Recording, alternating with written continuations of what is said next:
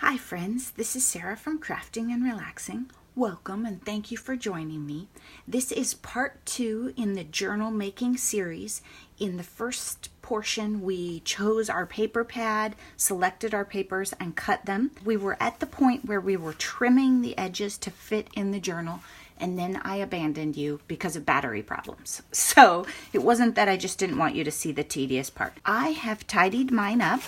You can see that they fit in the book now. If you don't want to fiddle with yours a whole bunch, that's fine. You can also see mine are not perfect. See how some are a tiny bit longer?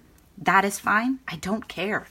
And I did find that this cutter would do at least 2 pages together. So I could take 2 of the sheets out and cut them together, and that was nice. I've been thinking about this. If I was making this journal and it was not a tutorial, I would spend some time now decorating it. But I want to make a tutorial that gets the scary parts out of the way and allows you to move on. I'm fairly certain if you're watching this tutorial, you know how to decorate a journal and play with your glues and do that kind of stuff. I'll do that. I'll let you see me do that, but I'm going to do that after we sew it together. Now, that being said, in the first segment, we talked about if you were choosing single-sided papers, you might want to use stamps, stencils, and pastes. If I was making a single-sided journal and I had blank pages to work with, I would not stitch it together right now because I would want to allow myself to put stencil paste down the edge of a margin and set that piece of paper aside, and then stamp here and set that piece of paper aside. Otherwise, you have to do that thing like if you're working in an art journal where you can work on one page and then you have to let it dry, or you're limiting your products. So we're making the assumption that you're ready to sew your journal together, and I'm going to do that for you so you can see what I'm doing. There are a lot of considerations at this point. Keep in mind that I'm telling you to think about all these things, but you can always change your mind. If you get your entire journal sewed together and you forgot something or you don't like it, cut the string and put it together again. No rules. Let's go over some basic vocabulary because my friend Noni pointed out to me that I didn't. What we are making here is a one signature journal. A signature is a group of pages that are going to be stitched together. My blue journal, my very messy, beloved blue journal, was 3 signatures. When we do this, we're only going to sew it together one time. This is a very easy place to start. I should not have started with this as my first journal. So when you look at this, I'm mortified to show you, but this is the only sample I have. There are 3 groups of pages stitched into this book. Those are signatures. The reason you do multiple signatures is because this book, one signature would not work. There are way, way too many pages. So you can have more and more pages if you have more signatures. So we're going to do this one signature journal. We're going to hand stitch this. But if you wanted to make like a fun file folder type thing and say only put 3 pages together, I bet you could stitch that right down the middle with your sewing machine and it would be super fun. So get creative, maybe make your first one and then go from there. Tag me or on Instagram or in videos and show me what you made. I don't stick to an idea. I change it up. So I'd love to see what you do. I can put this whole journal together in an hour. Select my paper, cut my papers, and stitch the whole thing together in an hour. That was the first time I timed myself. I bet I can do it faster. The trick is to do it assembly line like we did, where we cut it all at once and then we put it all together. Don't select a paper, move the cutter around. There is something that I said in the video that wasn't true, the first video. So I want to go over that with you and show you what I'm going to do. What I said was, you have to like both sides of your paper in this style of journal. That's not totally true. In the very center of your journal, you can make a pocket and hide your threads. See them in there? So then the inside of that paper is also hidden. I want to show you how to do it with a pocket, and I don't love this. And I don't want to make a pocket and lose this paper, remember, because I very much wanted to use it. So this is a great example of don't worry about which way you fold the papers. I'm going to take this in 2 seconds, not even, I'm going to flip it the other way. I'm going to make a pocket in the center of this and hide the strings so you can see that done. And I'm going to hide these mini cut aparts that I'm just not in love with the way they came out and it's busy. Our pages are 8 inches tall. They don't all have to be 8 inches tall. I think it adds a great amount of variety if they aren't. For example, this one looks like I took about an inch or so off the end. This is a very clean style paper. It's a Disney album. I'm not going to junk it up, but still, it's interesting to have different size pages. So what I'm going to do is I'm going to take this thing, I'm going to put it in this cutter. You can measure if you want. Feel free. I'm going to say, nah, I want about that much off. And I want to take some off of here too, because I don't want it to stick out all the way. I want it to be interesting. This end looks a little crooked, so I'm going to trim it too. Okay, you can see that was very scientific. The only parts of this I'm going to get rid of are these. We're saving all of these. We're saving every bit till we're done. Now, I'm going to put this back in. And what I'll have is a cute little pocket. Because my paper pad had so many cut-aparts, I feel like I'd like some more pages. So I got into the scrap bag from the last time I used this collection, and I had this piece of paper in there that's polka dots with black velvet, and I want to use this. Is I'm going to fold it in half. I'm pretty sure it's currently 12 inches. The part that I really want to see, I try and put on the outside, because as you're flipping through your journal, you're going to see it here instead of not seeing it till the back of the page. I want more emphasis. I'm going to put this in my book, but I want it a little shorter. And these are really cute, typically with rounded corners. And there's no rule that says you can't have some rounded corners in your journal. Like on little pages like this, you could round them. And if you don't have a corner rounder, that's fine. Some people don't like them. I'm going to put it over here with all the dots. Lighten this page up a little. When I stitch, and I get to decide, it's your book, you get to decide, do you want it up here? Do you want it down here? Do you want it down here? I kind of think I like it down. What I'm going to do probably right now, what I usually do is I take a piece of purple tape, because the more you handle it, like if you were going to decorate this journal as you worked with it before you stitched it, things will move around. So I'm going to take a piece of purple tape or gentle washi, whatever you have, put it on there. Notice I didn't burnish it down. I just tapped it on there. That's fine. Sometimes if you get too aggressive with your purple tape, even it can leave a mark. And if you do tear that spot where your tape was, put a sticker over it. So I have added in one type of paper that you hadn't seen before. Well, it's not sticking. It's the velvet. It's very thick. Then I found this in my stash. It's a black and white. It's single-sided on the other side. Also seems to have some adhesive on it. And I've cut it to the same size as our pages. Because I need some interest, I'm going to use this. And it's a fairly clean pattern. I didn't see any polka dots and I lost interest in looking. Oh, it might be kind of fun in here. But I also could have used a solid color. But, I mean, honestly, what else am I going to use this paper for? This paper is in a giant pack that my sister gave me. She bought it to do backgrounds in frames. She was never going to use it, so she gave it to me. That, I kind of like those two together. So when I add more pages, I just need to see if I like them. This is a lot of white for me, so I had to think about that one. I'm going to do it, mostly because I'm trying to make a tutorial, and I know it'll work out fine.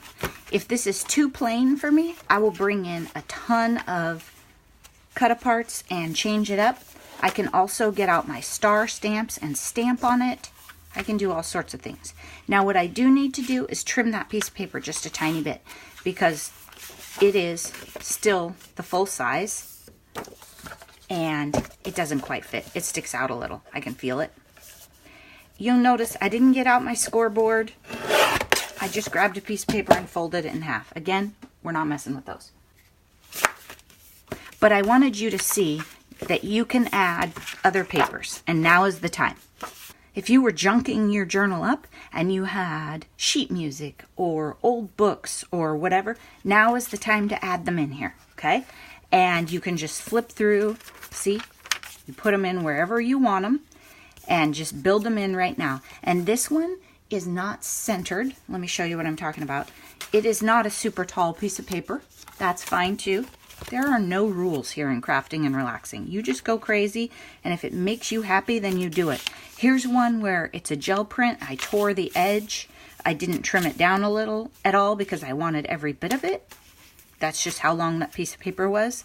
Sometimes your junk journals get super interesting just based on the size of the things you had to work with. The flower catalog. If not, and you're doing something kind of sleek and simple, then we're going to move on to making your template. Your template is for punching the holes, and I do not recommend that you use white cardstock. Use something that is an unusual color in your craft room and will stand out on your counter and is less likely to get recycled. The other thing is, the first time I did it, I thought, oh, I'm going to use 110-pound cardstock because I want to make a really nice template that lasts. Use cheap cardstock. Don't use, if you don't have any of the things I'm listing, just use whatever piece of paper you have. But if you can, use a pretty thin, like this is probably a piece of 65-pound cardstock. It's sturdy enough to last, but not so sturdy that it fights you when you're trying to use it and punch holes, and it allows you to fold nicely. If you only have printer paper or you only have fancy cardstock, that's fine too. I have made my template. I have it available. That's part of why it's so quick for me to make journals. But I'm going to make one to show you. Now, number one, the piece of pink paper that I've chosen is not tall enough. Your piece of paper needs to be at least as tall as your journal. It needs to be 8.5 inches high. Okay, here's one. Has some texture. We don't care. It's not overly sturdy, and we can make it 8.5 inches high. All right, so the height matters a lot, 8.5. The width doesn't matter at all. I've never thought about the width. I think it's usually because I use scraps. See how they're just kind of miscellaneous? I think this one feels like it might be a little wide for me. Let's just take a little bit off. There. Okay. And I'm doing that because that's what I've worked with before. So now it's 3.25 inches wide and 8.5 high. And this other one is about 3.5. So just go through your scraps and find a piece of paper. I'm going to show you why we're doing it, not just tell you to mark it. Does that make sense? Because I think that will help you. And it's going to become very obvious. The piece of paper is the same height as your cover. And the paper is going to help you figure out where to punch the holes in your cover and also how to align the pages in your cover. Does that make sense? So you'll notice my templates have this 1/4 inch mark because that's how I line up my pages. So the first thing that you should do is get something to write with, pencil, pen, doesn't matter. Nobody cares what this pink piece of paper looks like. And then you can use a ruler. You can use your trusty measuring tape that hangs on the wall in front of you. You can use the bar on your cutter, whatever, but you need to mark 1/4 inch on each end. I'm going to use my little gray cutter. I'm going to line that up on there. Also, it doesn't have to be perfect. It's nothing we're doing here does. That one wasn't very good. My pencil's really dull. I draw a line. I draw the line so I can see it and figure it out. It doesn't really matter. You could just leave it right like that. Okay, I draw the line and I write top. And the reason I write top is maybe my bottom line and my top line aren't exactly the same. Maybe it didn't come out perfect. But these are also good habits to form in case you decide to do bigger journals with more signatures. Oops, my line's crooked. It doesn't matter as much on this journal. But, you know, better to learn the right way, right? Because you will be frustrated later if you decide to do a 3-signature journal with no experience whatsoever. Fold this piece of paper. And again, the sequence of how we're doing these things does not matter. We're just making our template. So if you had cut this paper exactly 4 inches wide, it would be super easy. You could score it at 2 and it would all work out perfectly. You could do it that way. You could just fold it like me. Let's put a good crease on this. because we don't want this template to fight us when we're trying to work with it. And that's part of why I don't want you to use the fanciest cardstock you have. Okay, now I have a fold. Now I'm going to fold it lengthwise also.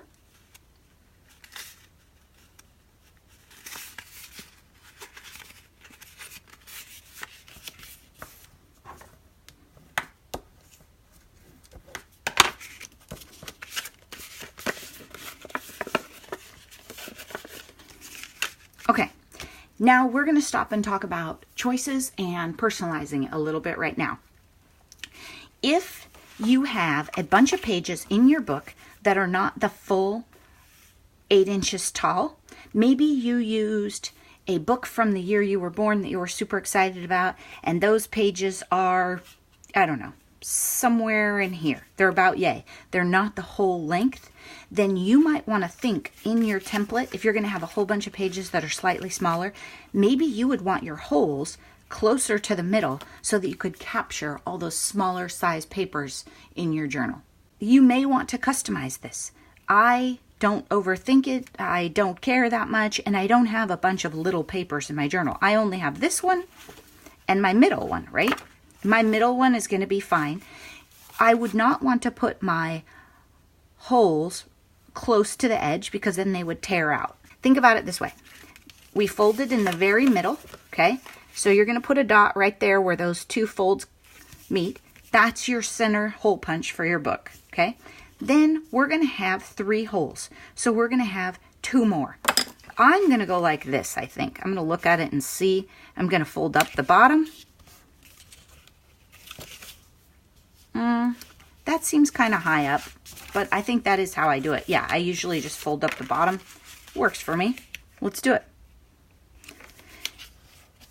You could measure and say, I want to go up 1 inch, or I want to go up, I probably wouldn't go any closer than 1 inch to the edge, just because you don't want your papers to tear. You need a lot of bulk. Okay, so my holes that I stab in my pages are going to be right here. And this doesn't look very centered, does it? If that bothers you, measure it, double check it. If it bothers you, make it perfect. Get out a ruler, do it all. You totally can. Just don't go right at the very edge. I think, let's look. I think 1 inch would be fine, but I would not do a 1/2 inch. Okay, these are my holes. Now we have our template. Now, because I have multiple templates around, I like to take a pen right now, speak from experience in messing this up, and we have our paper over here. I, of course, have these supplies already. I'm just showing you how I did it the first time. So right here, I'm going to write cover 8.5 inches high by 12 inches wide. I'm making the assumption that you are having fun and you would like to make one of these again in the future. Pages 8 inches high by 11.5 inches wide. Now you have your template and your instructions for the next time you want to make a journal. This is a very important document. This is where I store it. Right here on the inside of my phone book. That way when you grab your phone book and your Poke Tool and you go to your friend's house to make a journal, you brought that. Okay? That's where I keep them. I used to keep them in a little cubby on my counter, and then I kept losing them. All right, I'm going to use this exact one because we made it together and I want you to see what it's like to use a brand new one. But you'll notice it's the same as this one. And this one was for a 6-inch journal. All right. Strings. Let's talk about strings, thread, and needles while I'm tidying mine up and getting ready. You can use whatever thread you have or want to use. Many people use a waxed thread that is meant to make books and bookbinding. I use embroidery floss because I have a ridiculous amount of embroidery floss and I don't cross stitch. I was looking around for other thread samples to show you, but I'm too messy and I can't find them. I think you could use any thread that you have. If I was going to use this, I would double or maybe even triple it. I have somewhere some upholstery thread that I think Noni gave me. I could use that. I've used embroidery floss every time. It works for me. I like it. If I give you a journal and it falls apart in your purse, be sure and tell me. This is my blue selection. I don't want to use yellow because I don't like it. I don't have very much red. Black isn't fun, so I'm going to use a blue. And I use all 6 of the threads. So what that means to me is I have to use a needle with a very big eye, because otherwise it won't go in there. So you're going to use a needle that's sturdy enough and works for your thread. I have a bunch of other types of needles. I don't know what they're for, but the floss doesn't fit in it. So I use, it's probably like a cross stitch or embroidery or something, has a big enough eye to get all 6 of them through. The length is my arm. If you want your strings to dangle and you want to put, if you want to put charms or other things, stickers hanging off your string, be sure you're not cheap on the arm's length. I have my dad's arms and I'm going from my left shoulder all the way out to my right hand. I'm talking you through this, but seriously, this part is not hard. Thread your needle. I don't double it because I'm using 6 strands already. Okay, good. We have our needle threaded. You notice we got our needle threaded before we got everything into position. I've done that the other way. I highly recommend you thread your needle because otherwise you end up redoing and you need more hands. Now, if you have paper clips or binder clips or that kind of thing, those are super handy. They're on my wall in my craft room all the time, so it works out fine for me. Now my holes, if you look at this, are far enough in that I don't have to worry at all when I arrange this pocket. I guess they're just dots for now, but pretend they're holes. So I'm not going to worry about that. I don't really care if it's centered. I'm not that concerned with any of that. I like where that one is. You can take your template, lay it down, align it with the page, and then you'll know, is this piece of paper going to get 2 holes or is it just going to get 1 holding it in? It's going to get 2. Perfectly good spot for it. Okay? I'm going to clip some of this bad boy together. Now, the bigger your journal, the harder this gets, right? So that's part of why we're starting with 1 signature. And I've got it folded up a little so that it can go down in the crack in the phone book. I didn't lay them totally flat and clip them together. Does that make sense? Then I'm putting it in here. Then I'm taking this thing, and this is why you don't want it super, super wide, because you're going to have clips in your binder. You've got a lot going on. It's just nice. In fact, I've clipped this too close. It's just nice if you have some room to work. So that's why I don't want this thing to be super wide. I just want it to lay in the little crack and do its job. You'll notice my pages aren't lined up perfectly top to bottom. There's a lot going on here that's cockeyed. There we go. So what I'm doing is I'm grabbing that crease right there and letting them connect and making sure that I'm not clipping it or forcing it with a crinkle, because I want those to line up as tightly as possible.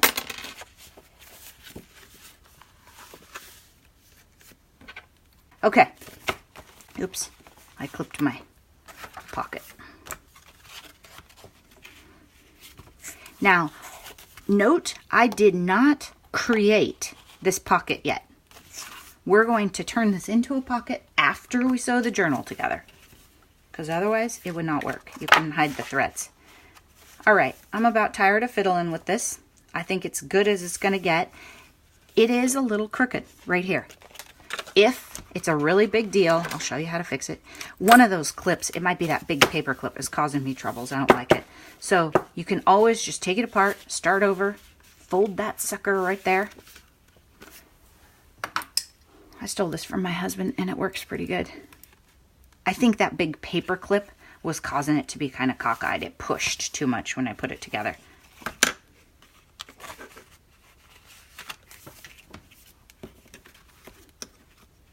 There we go. Folds nice, lines up. You can see right there my page is sticking out, and I just don't care. Like, if it's that big of a deal, you can tear it off, you can use scissors, you can, whatever you want to do. But I just don't think in the end you're going to notice. All right, now when I grab this thing, it feels nice, it's folded tightly, it works. Does that make sense? And in fact, I'm going to put this clip over here just so I don't have so much fighting me at the top when I'm trying to work, because this other clip is really big. All right, now I'm going to put my template in the middle, and you need your phone book, which you have found by now somewhere in your house. Or maybe it's a big art supply catalog, or I don't know. I don't have any catalogs in my house. Do you guys? So I set this in here in my little trench. In fact, an old school phone book that was, you know, like when it was an actual, everybody had a landline, would be better. So if you have an old one, I don't know, maybe you're helping clean out somebody's house and you find one, hang on to that sucker. So I have my pokey tool, I have my needle, have my template here. I can feel underneath it that it is laying down nicely, and I'm not going to overthink this. This is a one signature journal. I'm doing this all in one fell swoop. I don't have to worry about separating the parts and poking it. I'm just going to put it in there gently. I've done this enough times that you don't have to ram it. I'm working in the crack. I can kind of feel it give. I'm just lining it up and I'm stabbing it through. And when you use your template a bunch of times, then it already has the holes, so you're not poking through the template too. Now, I'm not going to take anything apart. All I'm going to do is take a peek and see, did I come out the other side? Yes. Then we're done. That's all we had to do. Now, I have my thread and my needle. If you want your thread to be on the inside of your book, like I'm going to hide it in this pocket to show you how to do that, then you start on the inside. If you want your threads to hang out the outside of your book, then you start on the outside, okay? So number one, remove your template, because if you're talking to your friends, you're about to sew it in there. I did that. So I'm going to start in the middle, and I notice I didn't even pick it up. I didn't pick it up. I didn't jiggle it around. All I did was remove the template. So in theory, the needle should go right through.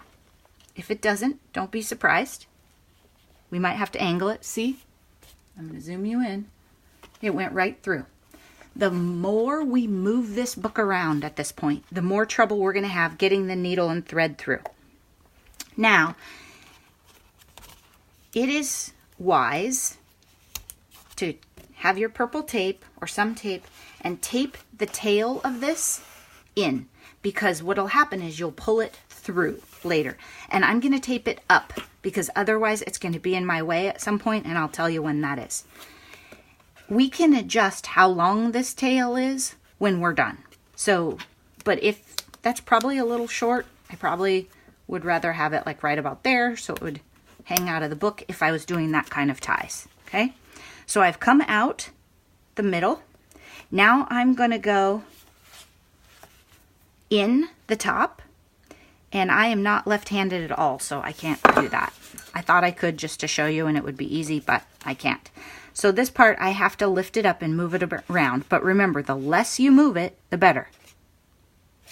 I didn't get it, so I'm going to have to peek. Oh, I almost had it. There we go. And I came right out because I poked nice holes.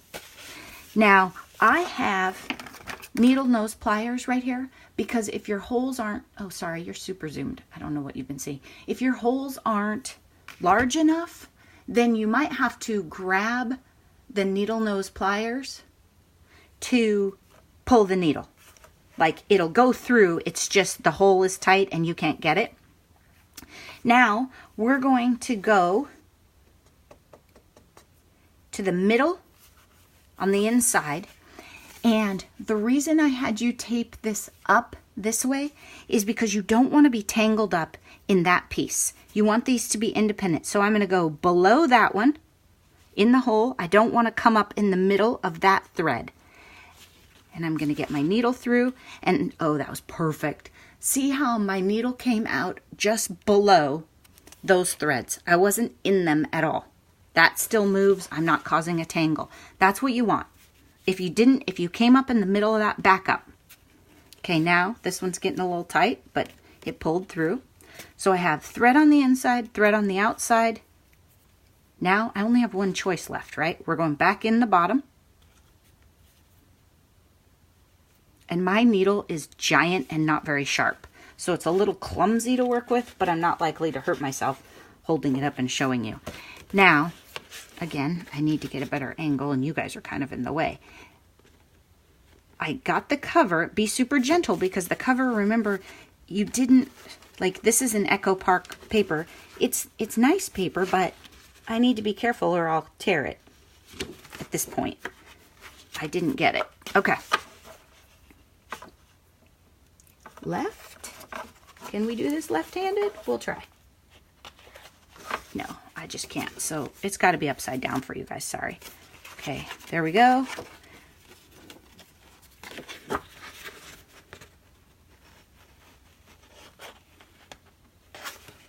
There we go.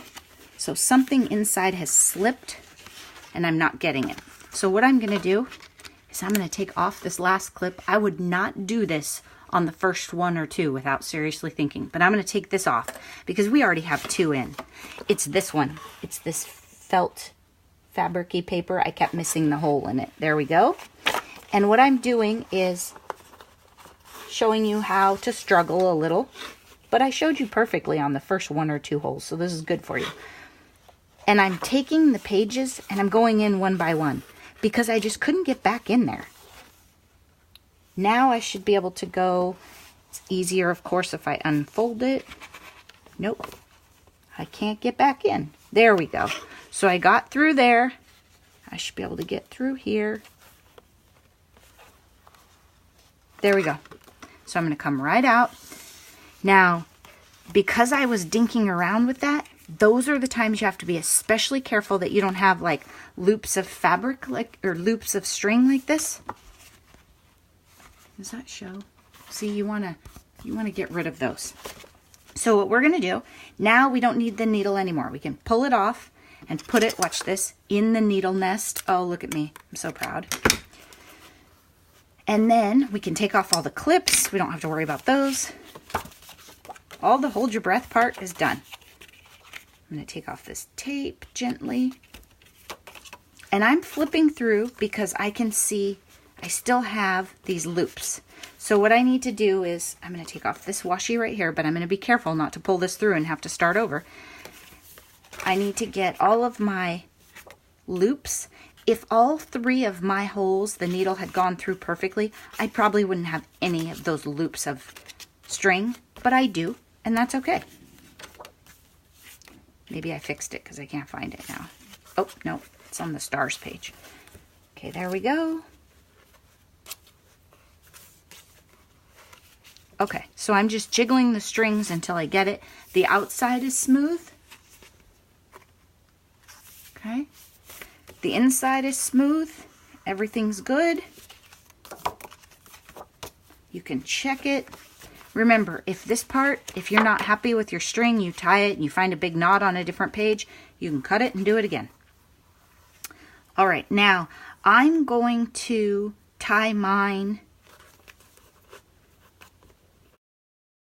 I'm not going to worry about the tails and how long they are because we're going to cover it up.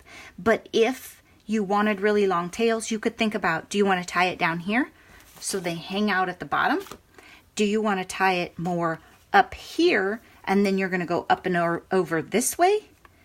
And if you wanted long tails, maybe you would adjust this one because I didn't leave enough. Remember when I taped it up here? If you want long tails, you need to tape a longer loop. So now is the time to think about that. Then I just knot it. I don't do anything fancy. If you want super fancy, you should probably check on somebody else. There are a lot of amazing bookmakers and journal makers. I dabble in everything and have a great time. Okay, that seemed perfectly good to me. I'm going to put one more knot. I don't know why, I just feel like it.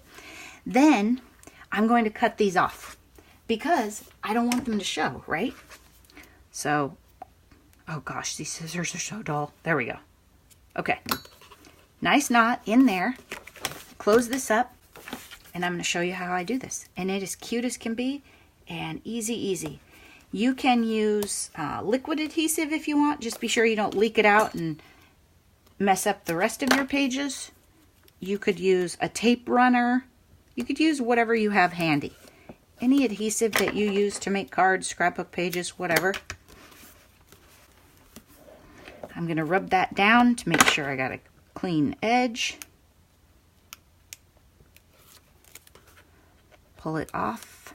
I am a little more careful when I make journals about how well my adhesive goes down and how things go together than cards, just because they get so much more motion. Looks good. If it's not good, we'll trim it. I'm going to burnish that.